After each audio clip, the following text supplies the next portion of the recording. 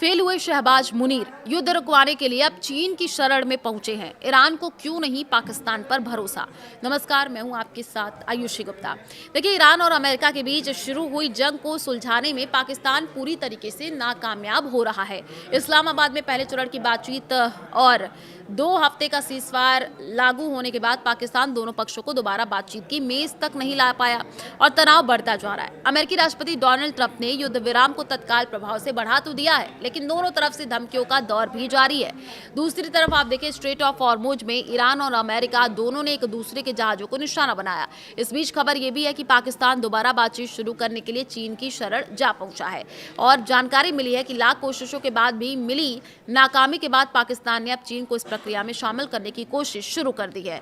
एक रिपोर्ट आई जिसमें शीर्ष कूटनीतिक सूत्रों के हवाले से ये जानकारी दी गई। रिपोर्ट के मुताबिक सूत्रों ने बताया है कि तेहरान में पाकिस्तान की भूमिका को लेकर के भरोसे की कमी बढ़ रही है, इसलिए अब चीन एक अहम भूमिका निभा सकता है। नए सिरे से बातचीत के लिए एक 6 सूत्रीय फ्रेमवर्क की बात भी सामने आई है।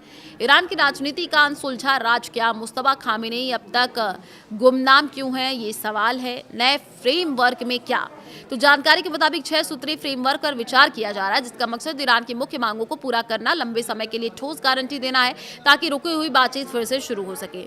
बताया यह भी गया कि इस फ्रेमवर्क को चीन के साथ सलाह मशवरा करके तैयार किया गया है और ये अमेरिका और ईरान के बीच बातचीत शुरू करने का आधार बन सकता है। यह रिपोर्ट ऐसे समय में सामने आया जब ईरान और पाकिस्तान के बीच भरोसे का अंतर साफ नजर आ रहा है। ईरानी अधिकारी अब सिर्फ इस्लामाबाद पर निर्भर रहने के लिए तैयार नहीं है, उन्होंने भरोसे के लिए चीन की भागीदारी की मांग की है। हाल ही में ईरान के सरकारी मीडिया ने पाकिस्तान पर दोहरा खेल खेलने का आरोप लगाते हुए सेना प्रमुख कासिम मुनीर को निशाने पर लिया है। कहा कि इस्लामाबाद अमेरिका की ओर झुकाव रखते हुए ईरान के साथ भी संपर्क बनाने का नाटक कर रहा है और एक चर्चा हुई जिसमें ईरान के प्रस्तावों को नजरअंदाज किया जा रहा है। ईरानी विश्लेषकों ने यह भी आरोप लगाया कि पाकिस्तान ने इस प्रस्ताव को दरकिनार कर दिया है और अब वो अमेरिका की ओर से 15 से 16 नई शर्तें ईरान पर थोपने की कोशिश कर रहा है। उसके रुख पर सवाल उठते हैं। तो ईरान के आइडियल रुख के बीच ट्रंप ने मुनीर को लगाया फोन। हॉर्मुज पर क्या बातचीत हुई है, चीन को भी फायदा। इस बातचीत में अब आपको बताते चल रहे हैं कि क्या कुछ हुआ है।